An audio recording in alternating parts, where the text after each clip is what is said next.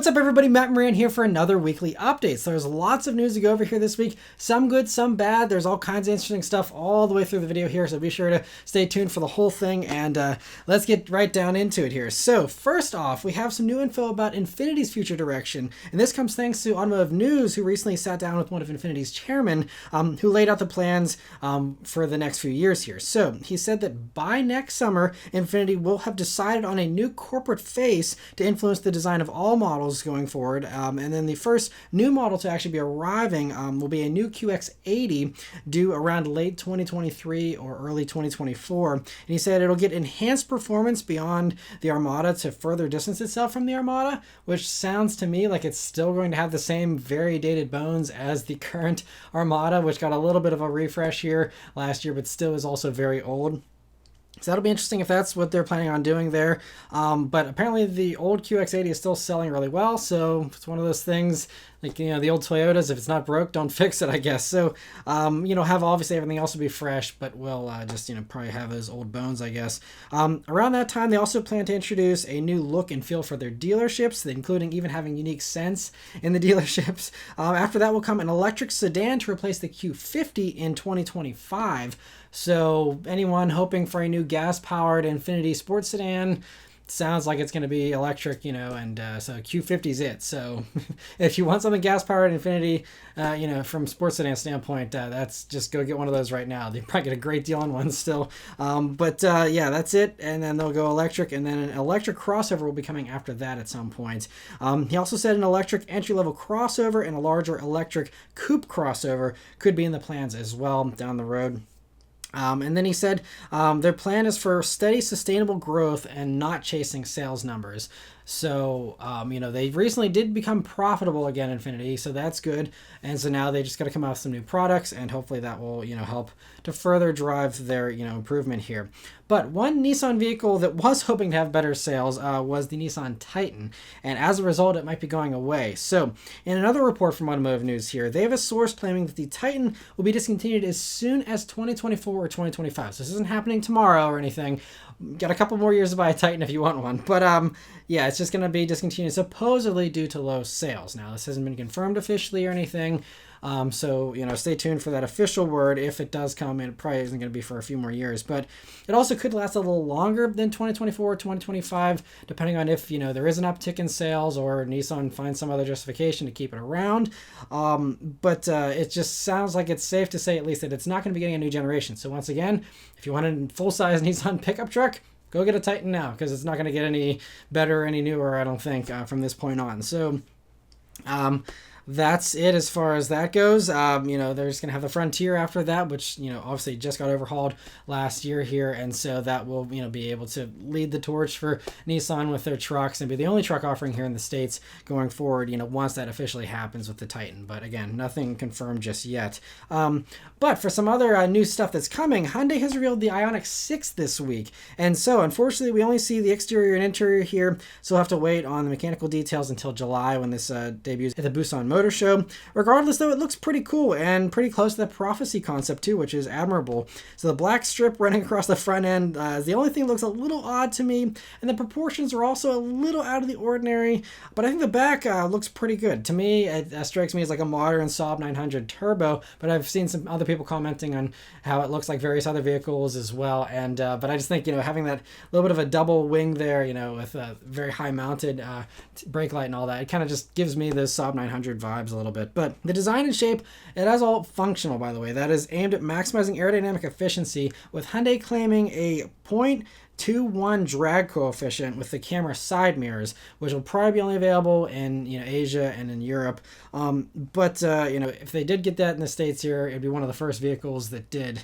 Hopefully we'll get that kind of stuff eventually, but obviously our laws are very slow to update for that kind of stuff, unfortunately. But that does put it just 0.01 drag coefficient behind the Mercedes EQS, which also did a ton of work to really make it as slippery as possible through the air.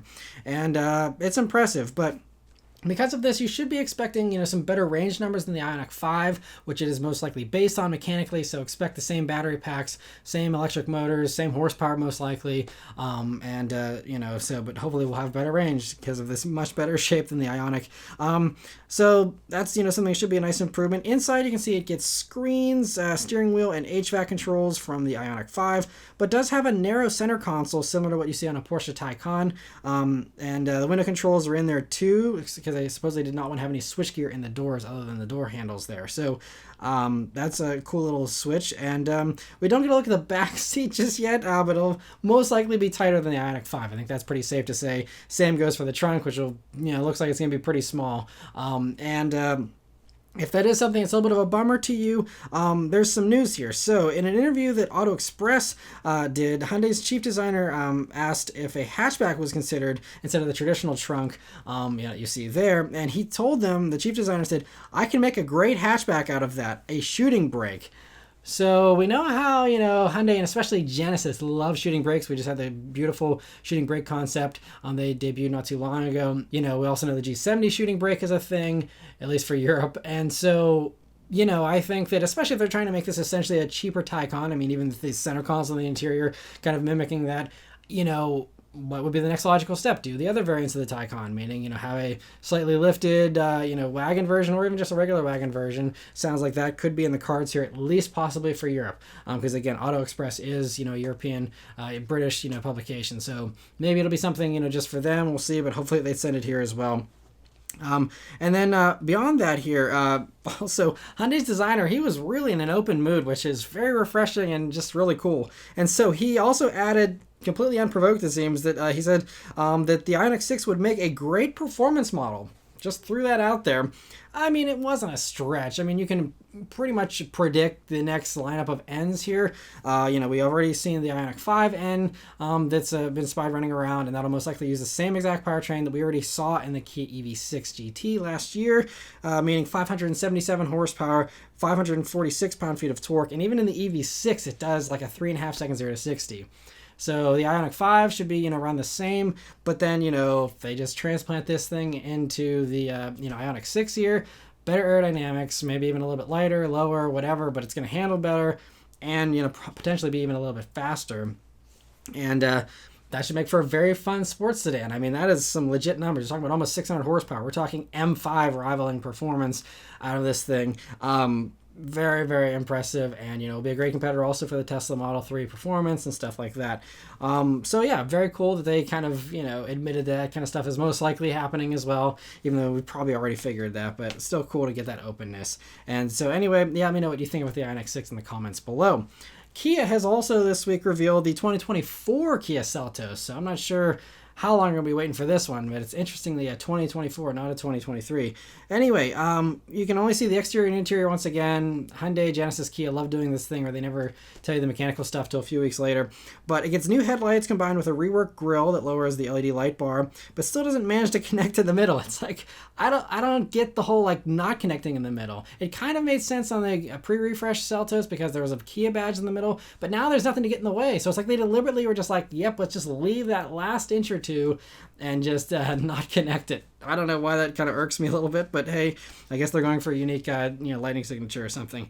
Anyway, the bumpers get new styling too, and out back it gets more sophisticated taillights that remind me a bit of the Ford Explorer, but nicely connect with a new light bar there that does kind of go to the middle, but again, they have a Kia badge they're getting in the way. But I think that looks really nice though out back. I think it's a really well done refresh. Inside it gets a whole new dash with 10.25-inch screens for the gauges and the infotainment. There's also a new rotary gear selector now that replaces the actual physical shifter that they previously had, and there's also some updated HVAC controls. But some of the signature traits of the Seltos still remains. You'll see that you saw those angular speaker grills that Beth and I kind of complained about a little bit in our Seltos interior review. And it also has that asymmetrical piece that connects the HVAC controls to the center console. I don't know, it just still looks a little odd to me, but they stuck with it, and so I respect them for sticking with it. And Anyway, so it'll be debuting here again at the Busan Motor Show next month, and we'll get Korean specs then. But again, if this is a 2024, maybe Korea will get it here, maybe for the 2023 model year or something. But it sounds like this is definitely something that's not coming until next year for us here in the States. But very cool to get an early look at it for sure. And powertrain-wise, it's safe to assume it'll have carryover powertrains. There's no shots of any kind of electrified version or anything like that. So count on the same, naturally aspirated 4-cylinder and turbo 4-cylinder being the options there with the CVT. And that's it. So anyway, though, a really nice refresh for sure. For some not so great Hyundai and Kia news, though, potentially some very bad news for them, actually. German authorities raided the German offices of Hyundai and Kia this past week under suspicion that Hyundai Group has installed illegal defeat devices on 210,000 diesel vehicles, again, across Europe, because we don't get any diesel Hyundai or Kias here in the States. But there's no other info beyond that for now, just that Hyundai says they're cooperating with authorities.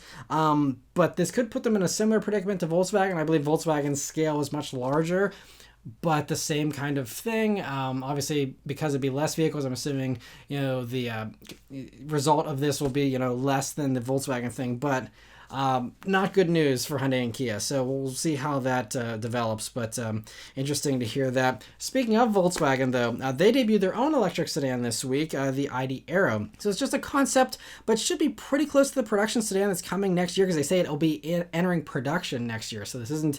this is coming relatively soon, and it looks pretty much production ready as well, so very easy to believe what we'll be seeing on the production car is basically this. And this also will be coming to the United States as well. They confirmed that already. There'll be slight modifications for each version, for each region, but essentially, we will be getting this here in the States as it is. It clearly borrows, some of the design elements from the ID.4 and even the ID.5 there in the back with that light bar, but looks really nice overall, and unfortunately, they're not showing us the interior yet, but it doesn't take a whole lot of imagination to assume that they'll probably just transplant the ID.4 interior into this, sedan as well. They did the same thing with the ID. Buzz, essentially, and everything else. So, hopefully they'll maybe redo the infotainment by next year. But aside from that, everything else, hard component-wise should be basically the same, I'm guessing. I'd love to be surprised, but that's probably the safe bet. On top of that here, Volkswagen did confirm a few details. They say it'll be on the MEB platform, same platform as all the other electric Volkswagen stuff currently. And also they say it'll run a 77 kilowatt-hour battery, same as the others, for 385 miles of range on the easier European testing cycle. So here in the US, still potentially could mean we have, something over 300 miles of range still, which is solid for sure. And chances are it'll have the same motors as the others as well, meaning you'll have an option of a 200 horsepower rear-wheel drive version, which will be very cool to see a rear-wheel drive sports sedan from Volkswagen, even if it is electric. And the all-wheel drive option boosts power to 300. So that will most likely be arriving as well to be an electric alternative to the all-wheel drive sedans out there like the Subaru Legacy and all those. So yeah, very interesting to hear that. I think it looks great too, by the way. I think it looks actually a lot better than even the SUVs and stuff.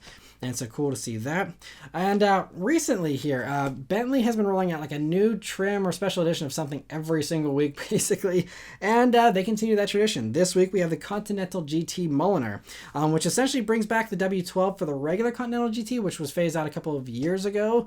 And now it's brought back. So I guess they maybe had a lot of people that wanted the W12 but didn't want to have the harder edge of the speed version, which was currently the only way you could get the W12. So basically, they've just gone back to like the 2019 Bentley product lineup. It's called Mulliner now, and it's a little different. There's a few other additions here, but one of the additions here is that you get a stronger version of that W12, the same tune you get in the GT Speed, so it's more power, about, I think, 24 more horsepower than the old W12 regular Continental. But it means 650 horsepower, 664 pound-feet of torque here, along with a 3.5 second 0 to 60 time and a 208 mile per hour top speed for a vehicle that's focused on luxury still. So that's pretty sweet. It also gets the chassis and suspension components from the GT Speed as well, which sounds kind of confusing because you would think this would be softer. Hopefully they tuned everything to be unique so it is softer than the Speed. Otherwise, it essentially is a Speed. Inside, there's also unique finishes available for the center console and digital gauges, along with an available 3-color design for the leathers on the interior. Previously, I believe there was just like a duotone thing you could do. Now you can have 3 different zones of different leather colors, which is cool. And there's no pricing for those yet, but it's considered the top trim now. This actually is ranked above the Speed in Bentley's book, at least. So that means it'll be even more expensive than the Speed. So keep that in mind for those of you, that are able to shop around for these. And so anyway, very cool to see that. BMW blog got a juicy bit of info here from the VP of BMW M marketing here to confirm this past week at the Goodwood Festival of Speed here that M has another birthday present coming for themselves. They're very excited about celebrating 50 years of M here this year. And so they have another special car coming. And we've heard a lot of rumors about this already. You know, the M4 CSL was one of the big ones, but there's also going to be something else here. It's rumored to be an homage to the old 3.0 CSL, and it'll be based on the new M4 CSL, but just heavily modified. And heavily is an appropriate word, because supposedly any body panel that doesn't require new crash testing is able to be changed by the designer. So we'll see, you know, how much they actually do change. But, you know, that's pretty extensive changes. And also a possibility is the idea that it could have a custom-made manual transmission, supposedly, that's built to handle the car's rumored 600 horsepower from a tuned version of the M4 CSL motor, which I believe does like 542 horsepower. So this is even a big jump beyond that. So that'd be pretty sweet. There's also a possibility it could still run an automatic, but apparently the ZF8 speed reaches its torque limit around, you know, that amount as well. So they could beef that up, I guess. But I think it'd be easier, potentially, especially if this is supposed to be an old-fashioned homage, to throw the manual in it. We'll see, but on top of that, it's going to drop even more weight. The M4 CSL already dropped a ton of weight, and so now they're going to drop another 220 pounds, supposedly, according to BMW Blog's report here, by using things like one-piece seats and a printed rudimentary back-to-basics instrument panel and a tiny starter battery. I love how they, you know, call a normal gauge cluster rudimentary, though. I mean, maybe it is super, super basic with, like, no screen whatsoever, but still, just kind of funny. But in the world of BMW, I guess that is rudimentary. But because of all this custom work, it'll supposedly be limited to just 50 cars. And that's not even the most shocking part. It's supposedly rumored to cost potentially $800,000 each. And, you know, I mean, part of that is justified if you're doing essentially a custom-built manual transmission, you're doing custom-built gauges, you know, you're doing custom body panels, things like that. And, you know, I've often said this, like, test the market. Let's see just how crazy all these rich people will get and how much they will pay for stuff. I mean, it's entertaining to kind of watch from the bleachers here and just snack on my popcorn while these crazy cars get built. I mean, the more awesome cars out there, the better, but it's just wild how many people are, you know, be prepared to drop down almost $1 million for a modified M4. But it's going to be a very special car, I'm sure, and so very excited to see that. No word on exactly when it'll be arriving, but, you know, I'm guessing sometime this fall, possibly. And then a few weeks ago, Ford was holding a contest on deciding a name for its new black appearance package. I'm not sure why they don't just call it the black accent package like they have in the past, but this is, I believe, for the 2023 Mustang, by the way, because all the teaser images are of the current generation Mustang, and we know that the next generation Mustang will be a 2024. But anyway, 7thMustang.com discovered a European trademark filing for Mustang Dark Horse, and that name suggests that is the potential winner of this contest of, you know, what they're going to call the black package for it. And I mean, Dark Horse is, I mean, a way cooler name than Black Accent Package, so kudos to those who submitted that name. But it's going to be interesting. I hope that, you know, if they do decide to actually call it that they continue that name for many years and it's not just a one-year thing, and they, you know, transplant it over to the 7th gens as well, because I think that's very cool to call it the Dark Horse. And anyway, we'll see what Ford eventually announces. There's no timeline, I don't think, as far as when they plan to announce the new name, but chances are that is it, and so cool to see that.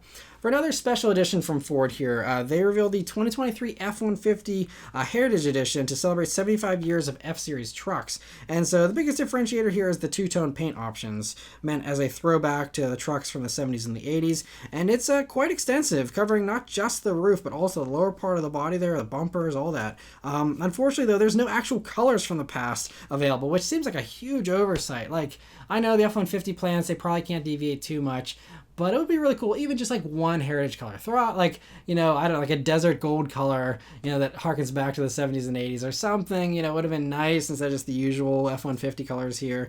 But, you know, still a cool package, I think, for sure, and I think it actually looks really well in the F-150 here. Otherwise, inside it gets unique trim and embossing that says 75 years, and since 1948, F-Series Heritage Edition, along with there's apparently a logo on the windshield and one on the startup screen for the infotainment as well.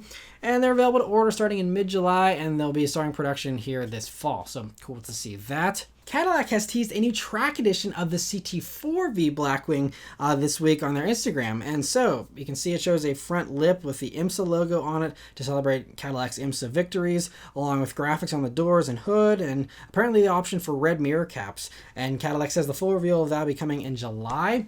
And that's great, but it concerns me a little bit because this sounds a lot like the final edition they did for the CTSV and ATSV on their last year of production.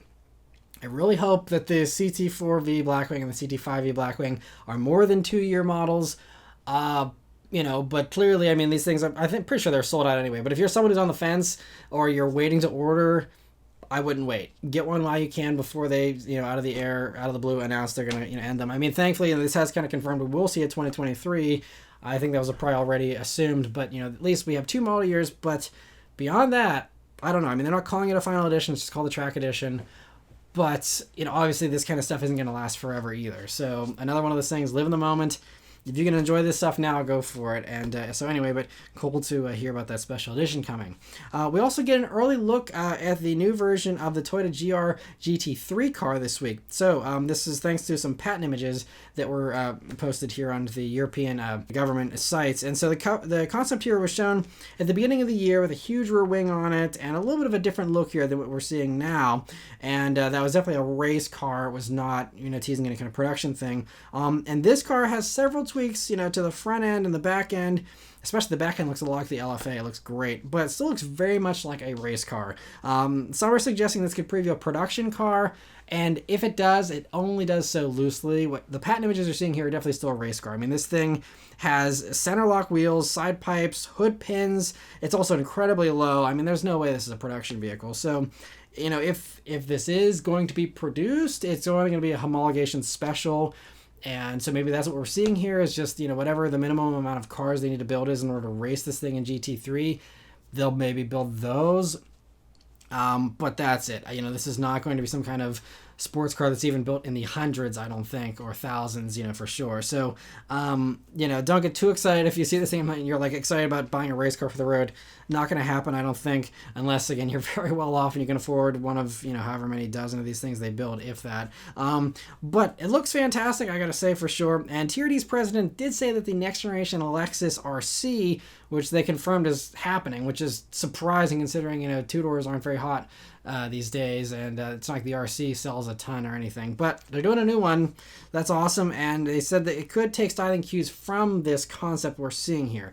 So, you could expect basically these headlights, the taillight, kind of treatment and stuff could be adapted to a larger vehicle that's taller and, a little more street friendly. But that's about the best you can expect, again, unless you're in line to buy one of these, homologation specials, if that's truly the way this goes. Who knows? We'll have to see. But anyway, very cool to see that nonetheless, regardless of what it is. Autocar this week also has a new report out about the future of Jaguar. So they claim that Jaguar is working on 3 jaw-dropping electric sport crossovers with 6-figure prices, and the first one supposedly arriving in 2025. So we've heard previously about this big upmarket push where Jaguar wants to be like this Bentley rivaling brand and all this kind of stuff, which I feel like everyone's saying that. Like Cadillac wants to rival Bentley with the Celestiq, which, by the way, recently the rumors this week are saying it could be, I was originally saying between $200,000 or somewhere around $200,000, and now they're saying it could be with options over $300,000 for that Celestiq. But anyway, getting back to the Jag here, these things are all going to be expensive as well for, again, I guess the millions of millionaires out there that all can afford these, 6-figure cars. And so, anyway, these 3 vehicles will be on the same brand new platform, but the first one will even be offered supposedly with both 4-doors and 2-doors, which is a nice surprise. Not sure how well that 2-door version is going to sell, but awesome of Jaguar to even, dare to offer a 2-door SUV. Typically hasn't gone very well historically, so we'll see if Jaguar can do any better here. Despite that high price tag, though, supposedly the base version of that lowest trim crossover will still have rear-wheel drive and a single motor, which sounds like it's going to be kind of slow, despite the fact it's going to be starting over $100,000. So doesn't sound super competitive, honestly, but there will be higher trims that get dual motor all-wheel drive setups, and the top model, so of those 3 different vehicles, the top one is rumored to start at $145,000, which I believe is more than any other normal Jaguar vehicle has started at. Maybe the SVR F-Paces get up over there, but anyway, starting at 145, and then supposedly an SVR version of this top electric Jag SUV is going to be supposedly costing about $240,000 for an SVR version of that's eventually going to be coming as well. That's going to be pricey. And even if it's the newest tech, the newest features, fantastic performance, that's not going to be enough anymore. I mean, Dodge is working on probably 1,000 horsepower, electric muscle car. So even 1,000 horsepower and something like this, I mean, it's going to have to really impress beyond even that to have anyone justify that kind of a price tag. So we'll see. Again, best of luck to them. I love Jaguar as a brand. I still would love to have an F-Type someday. They're awesome, but, this just seems like an uphill battle for sure. We'll see how it goes for them. And they did say that once those three are established, they're going to have other models that will come in to scale up those mechanical bits. So they'll be sharing those motors and batteries with some lower stuff down the road. But they want to start out high and then trickle down a little bit. So we'll see how that does for them. And according to Autocar, we have a while to wait, though, with the first one not being revealed until the end of 2024. So we got 2 years here to twiddle our thumbs with no new Jags while, we wait for them to, work on this stuff. Good things come to those who wait, and I'm sure it takes time to, make something awesome. So no complaints, but it just means that Jaguar continues on with what are already dated models. I mean, they have some nice refreshes for stuff, but nothing really fresh over the past few years, and that will continue to be the case here for at least another 2 or 3 years. So hopefully they can weather the storm here and have better times in the future. But interesting to hear that. And just last week, this is a pretty big news story. I talked about how Germany was pushing back on the proposed EU legislation in an attempt to allow some internal combustion engines to stick around beyond the 2035 EU deadline. That they were looking to ban all internal combustion engines by 2035 as far as new internal combustion engines being sold brand new. Used stuff is still exempt for now, although the EU does want to go after used stuff later. I would assume, hopefully, the deadline for that would be 2050 or beyond. But then that truly means, okay, we are capping, how much longer you can drive even your old stuff. But there's some hope here. So this week, that legislation was finalized around 2 a.m. their time on Wednesday. And so it was very heated. I mean, they were debating it up until 2 a.m. But they were able to make a deal. And so this does cement that the 2035 ban on gas-powered internal combustion engines is set for anyone that produces vehicles and sells them in the EU. That's going to be the rule.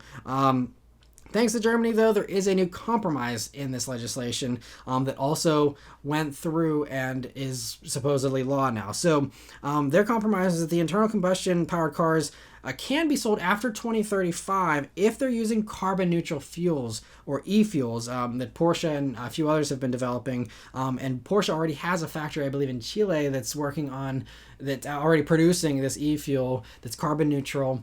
And so this is the loophole is, if you're registering your car to, burn exclusively that fuel, I'm not sure how they're going to regulate that so that they make sure you are only using e-fuels.